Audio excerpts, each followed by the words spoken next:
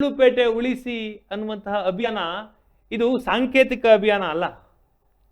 This is intellectual ಹೋರಾಟ. ಬೌದ್ಧೀಕರಣ ಅಥವಾ ಬೌದ್ಧಿಕೇತರ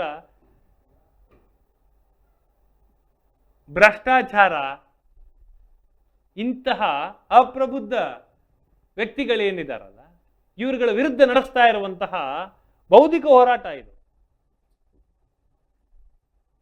ಬೌದ್ಧಿಕ ಹೋರಾಟ, ಇಂಟೆಲೆಕ್ಚುಯಲ್ ಹೋರಾಟ ಇದು.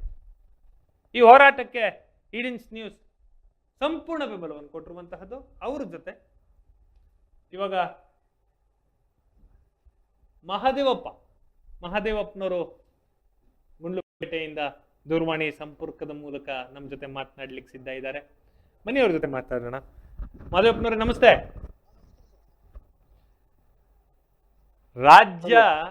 ರಾಜ್ಯ ಉಪಚುನಾವಣೆ ಮತ್ತು ಎಲೆಕ್ಷನ್ಗಳಲ್ಲಿ ಕೇಕೆ ಹೊಡಿತಾ ಇರುವಂತಹ ಸಂದರ್ಭದಲ್ಲಿ ನಮ್ಮ ಕಟ್ಟ ಕಡಿಯ ತಾಲೂಕಾಗಿರುವಂತಹ ಗುಂಡ್ಲುಪೇಟೆಯಿಂದ ಕೇರಳಗೆ ಮಣ್ಣು ಕದ್ದು ಸಾಗಾಟ ಮಾಡ್ತಾ ಇದ್ದಾರೆ.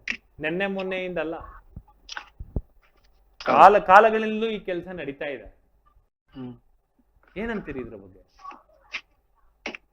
ಈಗ ಗುಂಡ್ಲುಪೇಟೆ ತಾಲೂಕಿನ ಜನತೆ ಈಗ ಅಸಹಾಯಕರಾಗ್ಬಿಟ್ಟಿದ್ದಾರೆ ಸರ್. ಅಸಹಾಯಕರು ಯಾಕೆ ಸರ್? ಈಗ ರಾಜಕೀಯ ವ್ಯಕ್ತಿಗಳ ಒಂದು ಏನೋ ಕಪಿ ಮುಷ್ಟಿಯಲ್ಲಿ ಸಿಲ್ಕೊಂಡಿರ್ತಕ್ಕಂಥದ್ದು ಎಲ್ಲಾ ಕೂಡ ಪಕ್ಷ ಅಂತ ಸಾಯ್ತಕ್ಕಂಥ ಸಂದರ್ಭದಲ್ಲಿ ಬಂದ್ಬಿಟ್ಟಿದೆ ಸಾರ್ವಜನಿಕರು. ಈಗ ನಮ್ಮ ಸಂಪತ್ತು ಲೂಟಿ ಆಗ್ತಾ ಇದ್ರು ಕೂಡ ನಮ್ದಲ್ಲ, ಅದು ಯಾರ್ದೋ ಅನ್ನೋ ಮಟ್ಟಕ್ಕೆ ಇರೋದ್ರಿಂದ ನಾನು ಆ ವಿಚಾರವನ್ನ ಹೇಳಕ ನಿಮ್ಗೆ ಇಷ್ಟಪಟ್ಟದು. ಬಟ್ ಈಗ ನಾವು 2021ರಲ್ಲೇ ಚರ್ಕನಾಂಬಿ ಗ್ರಾಮದಲ್ಲಿ ಬರಟಳ್ಳಿ ಅಂತಕ್ಕಂಥ ಒಬ್ಬರ ಜಮೀನಿನಲ್ಲಿ ಈ ಕೆರೆ ಮಣ್ಣನ್ನ ಶೇಖರಣೆ ಮಾಡಿ ರಾತ್ರಿ ಟೈಮು ಅದನ್ನ ಏನೋ ಈ ಸಿಮೆಂಟ್ ಚೀಲ ಪ್ಯಾಕ್ ಮಾಡ್ತಾರೆ ಆ ರೀತಿ ಪ್ಯಾಕ್ ಮಾಡಿ ಕೇರಳಕ್ಕೆ ಹೋಗ್ತಿದ್ದಂಥದ್ದನ್ನ ಅವತ್ತೇ ನಮ್ಮ ಅವತ್ತಿನ ಕಾರ್ಯಾಧ್ಯಕ್ಷರಾಗಿದ್ದಂತಹ ಶಾಂತಮಲ್ಲಪ್ಪ ಅವರು ಮತ್ತೆ ನಾವು ಎಲ್ಲರೂ ಕೂಡ ಅದನ್ನ ಹಿಡಿದು ಆ ಜಾಡನ್ನ ಪೊಲೀಸ್ನವ್ರಿಗೆ ಒಪ್ಪಿಸಿರ್ತಕ್ಕಂಥ ನಿದರ್ಶನಗಳು ಹೆಚ್ಚಿದೆ. ಜೊತೆಗೆ ಏನೀಗ ಪರಿಸರ ಹಾಳಾಗಕ್ಕೆ ಏನೇನ್ ಕಾರಣ ಅಂತ ಹೇಳಿ 2014ರಲ್ಲಿ ಗುಂಡ್ಲುಪೇಟೆ ತಾಲೂಕು ಅವತ್ತು ಮಯೂರ ಅಂತ ಹೋಟ್ಲಿಟ್ಟು ಸರ್ಕಾರದ ಬಂಡೀಪುರದ ಹತ್ರ, ಅಲ್ಲಿ ಕೇಂದ್ರದ ಅರಣ್ಯ ಸಚಿವರು ಮತ್ತೆ ಈ ತಾಲೂಕಿನ ಶಾಸಕರು ಮತ್ತೆ ಸಾರ್ವಜನಿಕರು, ರೈತ ಸಂಘಟನೆ ಇದೆಲ್ಲವೂ ಕೂಡ ಒಂದು ಸಭೆ ಸೇರಿ 138 ಗ್ರಾಮಗಳನ್ನ ಸೂಕ್ಷ್ಮ ಪ್ರದೇಶ ವಲಯ ಅಂತ ಏನೋ ಅವರು ಘೋಷಣೆ ಮಾಡಕ್ ಬಂದ್ರು. ಅವತ್ತು ಅದರ ವಿರುದ್ಧ ನಾವು ಕರ್ನಾಟಕ ರಾಜ್ಯ ರೈತ ಸಂಘ ಧ್ವನಿ ಎತ್ತಿದೀವಿ. ಯಾಕೆ ಈ 132 ಗ್ರಾಮವನ್ನ ನೀವು ಸೂಕ್ಷ್ಮ ಪ್ರದೇಶವಂತ ಹೇಳಿ ಅಲ್ಲಿರ್ತಕ್ಕಂತಹ SC/ST ಜನಗಳಿರ್ಬೋದು ಅಥವಾ ಬೇರೆ ಕಮ್ಯುನಿಟಿಗಳಿರ್ಬೋದು ಎಲ್ಲರನ್ನೂ ಕೂಡ ಆ 132 ಗ್ರಾಮಗಳು ಎಲ್ಲಿ ಬರ್ತಾ ಇದೆ ಅಂತ ಹೇಳಿ ಅಲ್ಲಿಗೆ ನೀವು ಅಳತೆ ಮಾಡಿ ಅಲ್ಲಿಂದ ಹೊರಗಡೆ ಹೋಗ್ತಕ್ಕಂತಹ ಹುನ್ನಾರನ್ನ ನಡೆಸ್ತಾ ಇದ್ದೀರಿ ಅಂತ ಹೇಳಿ ಅವತ್ತು 2014ರಲ್ಲಿ ಇದನ್ನ ವಿರೋಧ ಮಾಡಿದ್ವಿ. ಅವತ್ತು ಕೂಡ ಕಾಡಿನೊಳಗಡೆ ಇರ್ತಕ್ಕಂತಹ ರೆಸಾರ್ಟ್ ಗಳನ್ನ ತೆರವು ಮಾಡ್ಬೇಕು ಅಂತ ಹೇಳಿರ್ತಕ್ಕಂಥದ್ದು ಕರ್ನಾಟಕ ರಾಜ್ಯ ರೈತ ಸಂಘ.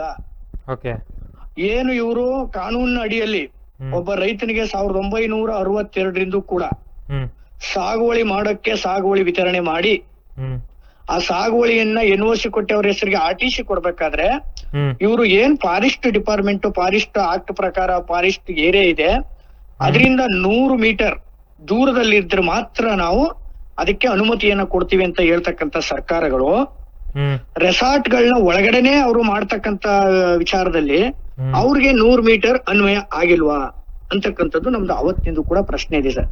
ಈ ಪ್ರಶ್ನೆಗೆ ಯಾವುದೇ ಸರ್ಕಾರ ಬಂದು ಹೋಗಿದ್ರು ಕೂಡ ಅದಕ್ಕೆ ಉತ್ತರ ಇನ್ನೂ ಕೂಡ ಕೊಟ್ಟಿಲ್ಲ. ಕಳೆದ 2-3 ತಿಂಗಳ ಹಿಂದೆ ಸುಮಾರು 37 ದಿನ ತಾಲೂಕು ಕಚೇರಿಯ ಮುಂದೆ ಅಹೋರಾತ್ರಿ ಧರಣಿಯನ್ನು ಮಾಡಿದಂತ ಸಂದರ್ಭದಲ್ಲೂ ಕೂಡ ಸಫಾರಿಯನ್ನ ನಿಲ್ಲಿಸಬೇಕು ಮತ್ತೆ ಕಾಡು ಪ್ರಾಣಿಗಳ ಹಾವಳಿಯನ್ನ ನಿಯಂತ್ರಣ ಮಾಡೋದಿಕ್ಕೆ ಸರ್ಕಾರ ಕ್ರಮ ವಹಿಸ್ಬೇಕು, ಜೊತೆಗೆ ಏನು ರೆಸಾರ್ಟ್ ಗಳನ್ನು ಕೂಡ ನಿಲ್ಲಿಸ್ಬೇಕು, ಮತ್ತೆ ಈ ಮೈನ್ಸ್ ಏನು ಈ ಕರಿಕಲ್ಲು ಮತ್ತೆ ಬಿಳಿಕಲ್ಲು ಎಲ್ಲವೂ ಕೂಡ ಕೇರಳಕ್ಕೆ ಹೋಗ್ತಾ ಇದೆ, ಇದನ್ನು ತಕ್ಷಣ ಕ್ರಮ ತಗೊಂಡು ನಿಲ್ಲಿಸ್ಬೇಕು ಅಂತ ಹೇಳಿದಂತ ಸಂದರ್ಭದಲ್ಲಿ ಇಲ್ಲಿ ಒಂದಷ್ಟು ವಿಚಾರಗಳನ್ನ ತಿಳ್ಕೊಂಡು ತಾತ್ಕಾಲಿಕವಾಗಿ ಸಫಾರಿಯನ್ನ ಬಂದ್ ಮಾಡೋ ನಿಟ್ಟಿನಲ್ಲಿ ರಾಜ್ಯ ಸರ್ಕಾರ ಕೈಗೊಳ್ತು. ಓಕೆ. ಅದೇ ನಂತರ ಅವ್ರು ಏನು ಸಮಿತಿಯನ್ನ ಮಾಡಿದ್ರು, ಇದು ಸರಿನೋ ತಪ್ಪು ಅಂತ ಕೇಳೋದಿಕ್ಕೆ ಸಮಿತಿ ಮಾಡಿದ್ರು. ಆವಾಗ ಸರ್ಕಾರ ಆ ಭಾಗದಲ್ಲಿ ಇರ್ತಕ್ಕಂತ ಗ್ರಾಮ ಪಂಚಾಯಿತಿಯ ಚುನಾಯಿತ ಪ್ರತಿನಿಧಿಗಳನ್ನಾಗಲಿ ಅಥವಾ ಏನು ಆ ಅರಣ್ಯ ಪ್ರದೇಶದ ಅಂಚಿನಲ್ಲಿ ಕಾಂಚಿನ ಗ್ರಾಮದಲ್ಲಿ ಇರ್ತಕ್ಕಂತಹ ಸಾರ್ವಜನಿಕರನ್ನಾಗಲಿ ಆ ಸಮಿತಿಗೆ ಸೇರಿಸಿ ಈ ಕಾಡು ಪ್ರಾಣಿಗಳಿಂದ ಏನ್ ನಷ್ಟ ಆಯ್ತಾ ಇದೆ, ಇಲ್ಲಿ ಸಫಾರಿ ಮಾಡ್ತಕ್ಕಂತ ಇದರಿಂದ ಏನ್ ತೊಂದರೆ ಆಗ್ತಾ ಇದೆ ಅಂತಕ್ಕಂತ ಕೇಳದೆ ಏಕೆ ಯಾರು ಸಮಿತಿ ಅಲ್ಲಿ ಅಧಿಕಾರಿಗಳನ್ನ ಏನ್ ಸಮಿತಿ ಮಾಡಿದ್ರು ಅವರ ಕೊಟ್ಟ ವರದಿಗೆ ಅದನ್ನ ಮತ್ತೆ ರಿಓಪನ್ ಮಾಡ್ತಕ್ಕಂಥದ್ದು ಸರ್ಕಾರದ ಮೂರ್ಖ ನೀತಿ ಅದ ಅಂತ ನಾನು ಹೇಳಕ್ ಇಚ್ಛೆ ಪಡ್ತೀನಿ. ಎಕ್ಸಾಕ್ಟ್ಲಿ ಕರೆಕ್ಟ್ ಅದು. ಇದೆಲ್ಲವೂ ಕೂಡ ಆದ್ರೂ ಕೂಡ ಈ ತಾಲೂಕಿನಲ್ಲಿ 2 ಲಕ್ಷ ಮತದಾರರು, ಅದು ಯಾವುದೇ ಪಕ್ಷದ ಚುನಾಯಿತ ಪ್ರತಿನಿಧಿ ಇರ್ಬೋದು, ಅವ್ರನ್ನ ಗೆಲ್ಸ್ತಾ ಅಂತಕ್ಕಂತ ಹಿನ್ನೆಲೆ ಏನು, ನಮ್ಮ ತಾಲೂಕಿನಲ್ಲಿ ಇರ್ತಕ್ಕಂತಹ ಸಂಪತ್ತು, ನಮ್ಮ ತಾಲೂಕಿನಲ್ಲಿ ಇರ್ತಕ್ಕಂತ ಸಾರ್ವಜನಿಕರ ಹಿತದೃಷ್ಟಿಯನ್ನ ಕಾಯ್ಬೇಕು ಅಂತ ಹೇಳಿ ಅವ್ರನ್ನ ಗೆಲ್ಸ್ಕೈಸ್ತಕ್ಕಂಥದ್ದು. ಅದ್ರಲ್ಲೆಲ್ಲರೂ ಕೂಡ ಒಬ್ಬೊಬ್ರು ಗೆದ್ದಂತ ಸಂದರ್ಭದಲ್ಲಿ ಅವರ ಹಿಂಬಾಲಕರಿಗೆ ಒಂದೊಂದು ಕ್ವಾರಗಳನ್ನ ಅವರು ಲೈಸೆನ್ಸ್ ಕೊಡಿಸ್ತಾ ಹೋಗ್ತಾ ಇರ್ತಾರೆ. ಈಗ ನಮ್ಮ ಗುಂಡ್ಲುಪೇಟೆ ತಾಲೂಕಿನಲ್ಲಿ ಸುಮಾರು ನನಗಿರೋ ಮಾಹಿತಿ ಪ್ರಕಾರ ಸುಮಾರು 95 ಕ್ವಾರಿಗಳು ನಡೀತಾ ಇದೆ. ನಮ್ಮ ಗುಂಡ್ಲುಪೇಟೆ ತಾಲೂಕಿನಲ್ಲಿ ಸುಮಾರು 50ರಿಂದ 60 ಕ್ರಷರ್ಗಳು ನಡೀತಾ ಇದೆ. ಕೇವಲ 2 ಲಕ್ಷ ಜನ ವಾಸವಾಗಿರ್ತಕ್ಕಂಥ ತಾಲೂಕಿಗೆ ಇಷ್ಟೊಂದು ಅವಶ್ಯಕತೆ ಇದೆಯಾ ಅಂತ ಯೋಚನೆ ಮಾಡ್ತಕ್ಕಂಥ ಶಕ್ತಿ ಸರ್ಕಾರಕ್ಕೂ ಇಲ್ಲ, ಇಲ್ಲಿ ಜನಪ್ರತಿನಿಧಿಗಳಿಗೂ ಇಲ್ಲ. ಹಾಗಾಗಿ ಮುಂದಿನ ದಿನಗಳಲ್ಲಿ ನಾವು ಇದರ ಬಗ್ಗೆ ಹೋರಾಟ ಮಾಡೋದಕ್ಕೆ ಎಲ್ಲಾ ದಾಖಲಾತಿಗಳನ್ನ ಪರಿಶೀಲನೆ ಮಾಡಿ ಆ ದಾಖಲಾತಿಗಳನ್ನ ತಗೊಂಡು ಕರ್ನಾಟಕ ರಾಜ್ಯ ರೈತ ಸಂಘ ಈ ಸಂಪತ್ತನ್ನ ಹೊರಗಡೆ ಹೋಗಕ್ಕ ಬಿಡಲ್ಲ. ಬಿಟ್ರು ಕೂಡ ಯಾರೇ ಬಿಟ್ರು ಕೂಡ ರೈತ ಸಂಘಟನೆ ಅಂತ ಬಿಡಕ್ ಹೋಗಲ್ಲ. ಇದ್ರ ಬಗ್ಗೆ ಕೂಲಂಕುಷವಾಗಿ ಪರಿಶೀಲನೆ ಮಾಡ್ತಾ ಇದೀವಿ. ಜೊತೆಗೆ ಅಲ್ಲಿ ಸಂಬಂಧಪಟ್ಟಂತ ಇಲಾಖೆ ಅಧಿಕಾರಿಗಳು ಹೇಳ್ತಾರೆ ಈ ಕಲ್ಲು ಹೋಗೋದಕ್ಕೆ ಕೇಂದ್ರ ಸರ್ಕಾರನೇ ಇದಕ್ಕೆ ಆದೇಶ ಮಾಡ್ಬಿಟ್ಟಿದೆ, ಆನ್ಲೈನ್ಲಿ ಅವರು ಬುಕಿಂಗ್ ಮಾಡ್ಕೊತಾರೆ ಅಂತ ಹೇಳ್ತಾರೆ. ಬಟ್ ಅಧಿಕಾರಿಗಳಿಗೆ ನಿಮ್ಮ ಮುಖಾಂತರ ಒಂದು ಪ್ರಶ್ನೆಯನ್ನ ಕೇಳಕ್ ಇಚ್ಛೆ ಪಡ್ತೇನೆ. ನೀವು ಅಲ್ಲಿ ಕೋರೆಯನ್ನ ನಡೆಸಬೇಕಾದ್ರೆ ನಿಯಮವನ್ನ ಕೊಡ್ತಿರಲ್ಲ, ಆ ನಿಯಮದ ಅಡಿಯಲ್ಲಿ ಆ ಕರಿಕಲ್ಲು ಅಥವಾ ಬೆಳಿಕಲ್ಲು ಕೋರೆ ನಡೀತಾ ಇದೆಯಾ, ನೀವು ಎಷ್ಟಡಿ ಮತ್ತೆ ಎಷ್ಟು ಆಳ ಕೊಡ್ತಾ ಇದ್ದೀರಿ? ಸುಮಾರು 150 ಅಡಿ 200 ಅಡಿ 300 ಅಡಿ ಆಳವನ್ನ ಮಾಡಿರ್ತಕ್ಕಂತಹ ಆ ಜಮೀನುಗಳಲ್ಲಿ ನಿಮ್ಗೆ ಕಣ್ಣು ಕಾಣ್ತಾ ಇಲ್ವಾ? ನೀವ್ ಯಾಕೆ ಅದನ್ನ ನಿಲ್ಲಿಸಬಾರ್ದು? ಈಗ ಮೊನ್ನೆನೂ ಕೂಡ 150 ಅಡಿ ಆಳಕ್ಕೆ ಬಿದ್ದಿ ಆ ಹಿರಿಕಾಟಿಯಲ್ಲಿ ನಡೀತಕ್ಕಂತ ಕ್ವಾರಿಯಲ್ಲಿ ಒಬ್ಬ ಡ್ರೈವರ್ ಸತ್ತಿದ್ದಾನೆ. ಇಲ್ಲಿ ಚಾಮರಾಜನಗರ ತಾಲೂಕು ಜ್ಯೋತಿಗೌಡಪುರದಲ್ಲೂ ಕೂಡ ಸೇಮ್ 150 ಅಡಿ ಆಳಕ್ಕೆ ವಾಪಸ್ ಗಾಡಿ ಬಿದ್ದಂತ ಸಂದರ್ಭದಲ್ಲಿ ಅಲ್ಲೂ ಕೂಡ ಡ್ರೈವರ್ ಸತ್ತಿದ್ದಾನೆ. ಇಷ್ಟು ನಾಟು ಅಂದ್ರೆ ಆಳ ಮಾಡೋವರೆಗೆ ನೀವು ಅಧಿಕಾರಿಗಳು ಏನ್ ಮಾಡ್ತಾ ಇದ್ದೀರಾ? ಇದೆಲ್ಲವೂ ಕೂಡ ನೋಡಿದ್ರೆ ಇವರು ಭ್ರಷ್ಟಾಚಾರದಲ್ಲಿ ಮುಳುಗಿದ್ದಾರೆ ಅಂತಕ್ಕಂಥದ್ದು ನಮ್ಗೆ ಮೇಲ್ನೋಟಕ್ಕೆ ಕಾಣ್ತಾ ಇದೆ.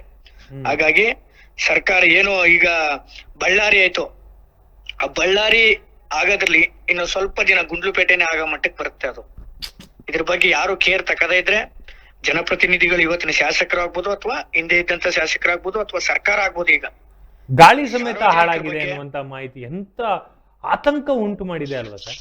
ಹೌದು ಸರ್, ಶುದ್ಧವಾದ ಗಾಳಿ ಸಿಗಲ್ಲ. ಈಗ ಕೇಂದ್ರ ಸರ್ಕಾರ ವರದಿಯಲ್ಲಿ ಚಾಮರಾಜನಗರ ಜಿಲ್ಲೆಯಲ್ಲಿ ಉತ್ತಮವಾದ ಗಾಳಿ ಇದೆ ಅಂತ ಹೇಳ್ತಾರೆ. ಬಟ್ ಅವರು ಆ ಪರಿಸರವಾದಿಗಳಿಂದ ಕೇಳಿರ್ತಕ್ಕಂಥ ವರದಿನ ಅದು ಅಥವಾ ಅವ್ರು ಹೇಳ್ತಾ ಇರೋದು ಅಂತಕ್ಕಂಥದ್ದೇ ಪ್ರಶ್ನೆ ನಮ್ಗೆ. ಯಾಕಂದ್ರೆ ಸುಮ್ನೆ ಹಿರಿಕಾಟಿ ಗ್ರಾಮಕ್ಕೆ ಭೇಟಿ ಕೊಟ್ರೆ ಅಲ್ಲಿ ನಮ್ಮ ಕಾರ್ಯಕರ್ತರು ಒಬ್ರು ಪುಟ್ಟೇಗೌಡರು ಅಂತಕ್ಕಂಥ ಜಮೀನು, ಅಲ್ಲಿ ಪ್ರತಿದಿನ ಅವರ ಜಮೀನ್ ಹತ್ರ ಸಾವಿರಾರು ಗಾಡಿಗಳು ಆ ಮಣ್ಣು ತುಂಬಿಕೊಂಡು ಅಥವಾ ಕಲ್ಲು ತುಂಬಿಕೊಂಡು ಓಡಾಡ್ತಕ್ಕಂಥ ಸಂದರ್ಭದಲ್ಲಿ ಅವ್ರು ಹಾಕಿರ್ತಕ್ಕಂಥ ಸಾವಿರಾರು ಗಿಡಗಳು, ಏನೋ ತೆಂಗಿನ ಗಿಡ, ಅವರ ತಾತ ಮುತ್ತಾತ ಕಾಲದಿಂದ ಬೆಳೆದಿರ್ತಕ್ಕಂಥ ತೆಂಗಿನ ಗಿಡಗಳು ಒಂದು ಕೂಡ ಅಲ್ಲಿ ಫಲ ಬಿಡ್ತಲ್ಲ. ಅವರ ಜೀವನ ಮಾಡೋದಿಕ್ಕೆ ಬಹಳ ತೊಂದರೆ ಆಗಿದೆ. ಇಂಥ ಪರಿಸ್ಥಿತಿಯಲ್ಲಿ ಅವ್ರು ಏನಾದ್ರು ತಡೆಯಕ್ ಹೋದ್ರೆ ರೌಡಿಜಮ್ ಮಾಡ್ತಾರೆ, ಎದುರಿಸ್ತಾರೆ. ಅಥವಾ ಈ ಊರುಗಳು ಏನು ಈ ಕ್ವಾರೆಗಳು ಮಾಡ್ತಕ್ಕಂಥದ್ದು ಇಲಾಖೆಗಳನ್ನೆಲ್ಲಾನು ಕೂಡ ಕೈಲಿಟ್ಕೊಂಡಿದ್ದಾರೆ. ಇವರು ಮಂತ್ಲಿ ಫಿಕ್ಸ್ ಮಾಡ್ಕೊಂಡಿದ್ದಾರೆ ಅಂತ ಕಾಣುತ್ತೆ ನಮ್ಗ ಮೇಲ್ನೋಟಕ್ಕೆ. ಹಾಗಾಗಿ ಇದೆಲ್ಲವನ್ನು ಕೂಡ ನಿಲ್ಲಿಸ್ಬೇಕಾದ್ರೆ ನಾವು ನೀವು ಒಂದು ಚಾನೆಲ್ ನ ಪ್ರಾರಂಭ ಮಾಡಿ ಗುಂಡ್ಲುಪೇಟೆ ಉಳಿಸಿ ಎಂಬ ಅಭಿಯಾನಕ್ಕೆ ಪ್ರಾರಂಭ ಮಾಡಿದ್ರೆ ಇದಕ್ಕೆಲ್ಲರಿಗೂ ಕೂಡ ನಮ್ಗ ತುಂಬು ಹೃದಯದ ನಿಮ್ಗ ಸ್ವಾಗತವನ್ನು ಹೇಳ್ತೀವಿ. ಇದಕ್ಕ ನಾವು ಸಂಪೂರ್ಣವಾಗಿ ಬೆಂಬಲವನ್ನ ಕೊಡ್ತಾ ನಿಮ್ ಜೊತೆಗೆ ನಾವು ಇರ್ತೀವಿ. ಹೋರಾಟಗಳನ್ನು ಕೂಡ ಇನ್ನು ಮುಂದಿನ ದಿನಗಳಲ್ಲಿ ನಾವು ಪ್ರಾರಂಭ ಮಾಡ್ತೀವಿ ಎಂಬುದು ನಾನು ತಮ್ಮ ಜೊತೆಗೆ ಹೇಳಕ್ ಇಚ್ಛೆ ಪಡ್ತೀನಿ sir. Yes, thank you so much Mahadevappa, ಇಷ್ಟೊತ್ತು ಈಡನ್ ನ್ಯೂಸ್ ಜೊತೆ ಮಾತನಾಡಿದ್ದಕ್ಕೆ.